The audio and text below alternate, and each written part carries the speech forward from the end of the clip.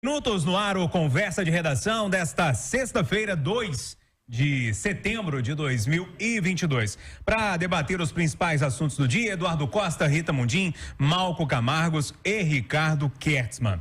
E a gente começa, pessoal, com as boas notícias da economia, né? Primeiro, o PIB do Brasil cresceu 1,2% no segundo trimestre de 2002, o quarto resultado positivo seguido, acima das expectativas, inclusive, e tem também queda no valor da gasolina lá para as distribuidoras. O litro vai ser vendido a cai, né? 7,08%. Já os demais combustíveis não foram alterados. Rita Mundinho, começa com você hoje para falar aí dessas boas notícias da economia. Bom dia para você. Bom dia, Júnior, bom dia a todos. Muita gente fica perguntando que país que a Rita Mundim mora. No Brasil, gente. Eu moro no Brasil há mais tempo do que muita gente, porque existe uma resistência por parte dos brasileiros em reconhecer um trabalho bem feito.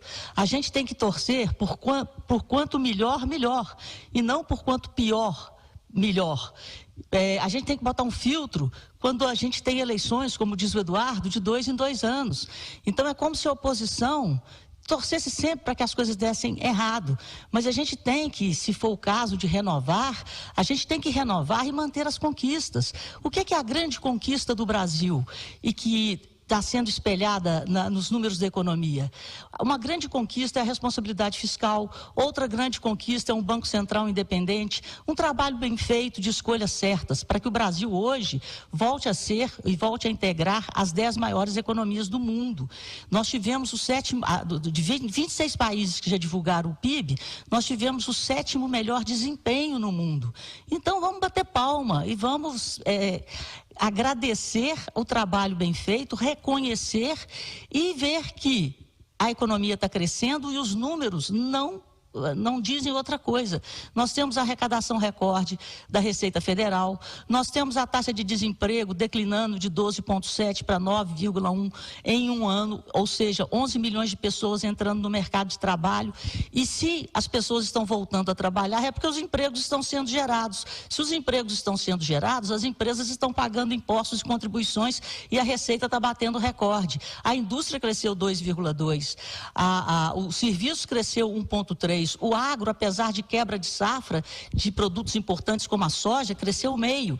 Mas a coisa que mais chamou a atenção foi o crescimento do consumo das famílias e do investimento das empresas, que chama formação bruta de capital fixo.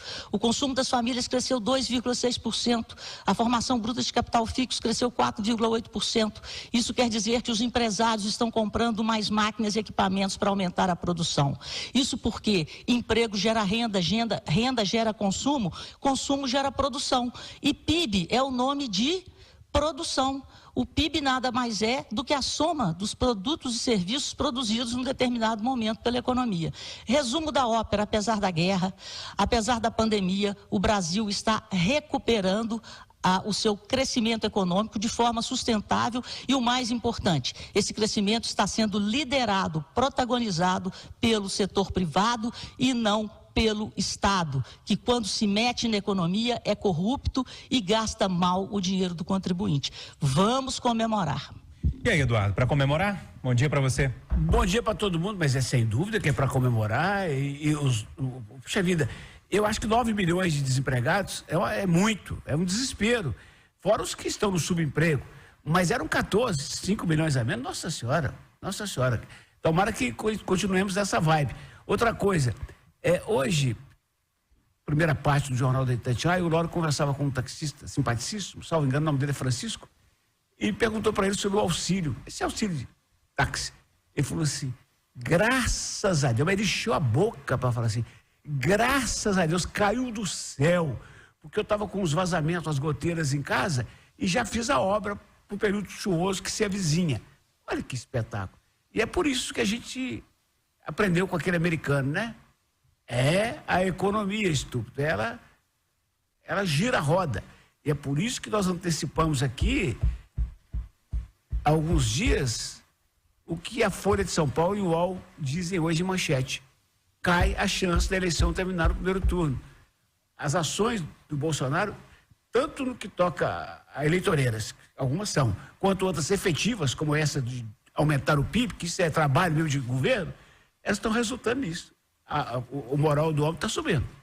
E aí, Malco, bom dia para você. O Eduardo lembrou aí da PEC Kamikaze, como foi chamada, enfim, dos benefícios que foram liberados, fundo de garantia que também foi liberado. A Rita lembrou aí do consumo das famílias, dos serviços que voltaram também, a indústria que voltou a crescer. Como é que você está lendo essa história aí de boas notícias na economia? Sem dúvida são boas notícias. Me impressiona muito o mercado errar por um percentual de 30%. Que estimativa é essa do mercado? Que erra o crescimento do PIB em 30%. Agora temos que comemorar sim. Não podemos falar que o Estado não gasta, que o crescimento está só nas mãos da economia, na mão do mercado, na mão da indústria e das famílias. É claro que quando o Estado transfere dinheiro para as famílias, aumenta o consumo. E é isso que aconteceu com a PEC Kamikaze. Então, o Estado também promoveu esse crescimento ao transferir recursos dos seus cofres para as famílias. O Eduardo colocou um ponto importante. O crescimento da economia, o sentimento de bem-estar para alguns começa a mexer um pouquinho em relação às pesquisas. Agora, muito interessante. Não vai ainda para Bolsonaro pelas pesquisas. A migração será na busca da terceira via. O eleitor continua procurando alternativas para sair da situação em que está. Mas você concorda comigo que para ele isso é uma bênção, né? Porque o segundo turno é outra eleição. Sem nenhuma dúvida, Bolsonaro precisa muito de tempo para poder se tornar mais viável. E essas 3 semanas podem ser determinantes para o sucesso da reeleição ou não, caso haja o segundo turno. Quero falar mais disso daqui a pouquinho. Ricardo, para colocar você na conversa, foi quase unânime aqui. Que tem que comemorar e a gente tem que comemorar esses números, e eu acho que tem mesmo, quando são números bons, o que a gente tem que fazer é comemorar. Mas eu queria propor um contraponto também, já que a Conversa de Redação tem esse papel também de mostrar diversas nuances aí da mesma história. Você acredita, por exemplo, que isso vai se sustentar durante um tempo? É o voo de galinha? Como é que você vê essa história? Ou sim, não, isso vai sustentar. Como é que você vê isso tudo? Até porque você é empresário e está muito ligado nessas coisas. Bom dia. Bom dia. Olha, Júnior, é claro que é uma boa notícia e temos que comemorar sim, mas a gente tem que ter moderação também. Esse resultado, ele se deve em grande parte às medidas que o governo vem realizando esse ano e que não são sustentáveis em nem curto, médio e longo prazo, né? A gente sabe que o déficit fiscal que já está contratado pro ano que vem é gigante, seja o governo, seja o presidente Bolsonaro, seja outro candidato que vença as eleições, ele vai ter enormes dificuldades, e a prova desse cuidado que eu falo que a gente tem que ter é com o chamado índice de miséria, né? Que mede o mal-estar econômico, que mede a temperatura da população em geral, com os rumos da economia. Esse índice, gente, ele opera hoje próximo do recorde negativo. E os motivos, Júnior, são 2, sabe? A inflação, né? Que a gente sabe que está nas alturas, e a inadimplência. Não há alta do PIB em setores localizados que faça milagres, né? Que coloque comida na mesa de quem não tem o que comer e que pague o boleto que vence na segunda-feira e que a pessoa não tem dinheiro. Eu queria finalizar um ponto importante que eu estava olhando.